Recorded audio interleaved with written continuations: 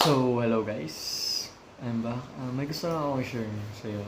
Sa inyo, lalo na sa naging experience ko kahapon. Like, na grades ng zipline. Yan, naka-experience ng zipline first time. Sabi ko na parang life is like riding a zipline. Alam mo bakit? Kasi sa una talaga, parang pag may opportunity dumating, sa una talaga parang nakakatakot subukan.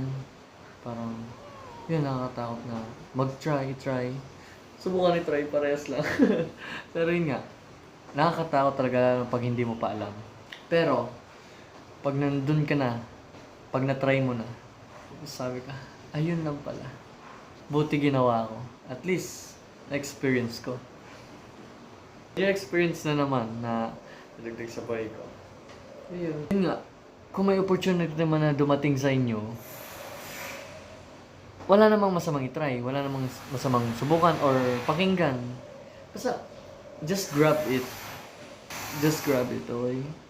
Actually, araw-araw naman tayong may opportunity natatanggap. Hindi lang natin ginagrab kasi hindi tayo sanay. Masasanay tayo sa buhay pa natin na ginagawa natin noon. Yung mga ginagawa natin dati na hindi naman talaga nakakatulong na ngayon.